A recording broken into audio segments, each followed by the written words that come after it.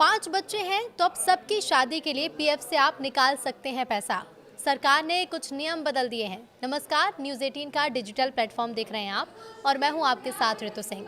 दरअसल ईपीएफओ ने नियम आसान कर दिए हैं। अब शादी के लिए 5 बार और एजुकेशन के लिए 10 बार पैसा निकाला जा सकता है। 25% मिनिमम बैलेंस छोड़कर 100% पात्र राशि विड्रॉ की जा सकती है। ईपीएफओ से अब आप 100% पात्र रकम निकाल पाएंगे। सरकार ने ईपीएफओ से जुड़े नियमों को आसान करते हुए सोमवार को इसकी जानकारी दी। ईपीएफओ संबंधी जिन नियमों में बदलाव किया गया उसमें आंशिक निकासी का नियम भी शामिल है।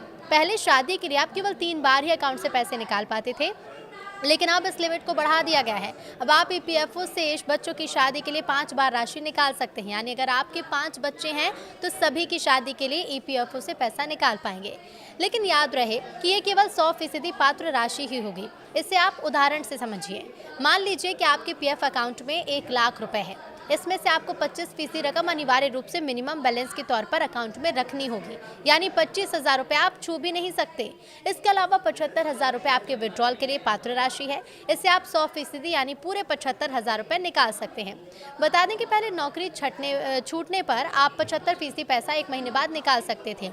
2 महीने बेरोजगार रहने के बाद आप बाकी रकम भी विड्रॉ कर सकते थे, लेकिन अब 75% रकम आप नौकरी में रहते हुए ही निकाल पाएंगे।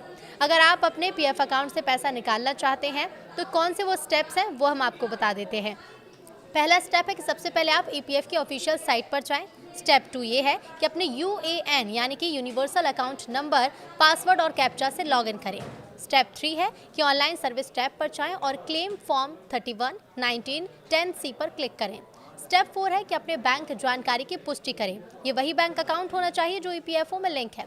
स्टेप 5 है प्रोसीड फॉर ऑनलाइन क्लेम पर क्लिक करें। स्टेप 6 है ड्रॉप डाउन से पीएफ एडवांस फॉर्म 3(1) चुनें और अपनी निकासी का कारण और उसकी राशि भरें, यानी कि कितना अमाउंट आप निकालना चाहते हैं।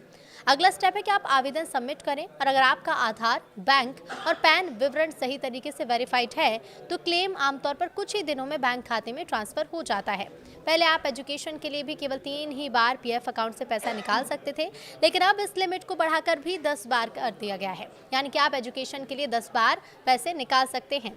इसके अलावा मिनिमम सर्विस लिमिट को घटाकर 12 महीने कर दिया गया। पहले अलग अलग काम के लिए इसकी समय सीमा अलग थी। मसलन नौकरी करते हुए अगर आप घर बनाने के लिए पीएफ से पैसा निकालना चाहते तो आपको कम से कम 5 साल निरंतर यानी कि लगातार सेवा की जरूरत होती थी। तो ये नए नियम जो आए हैं, इन नियमों को लेकर आपकी क्या राय है, हमें कमेंट करके ज़रूर बताइए।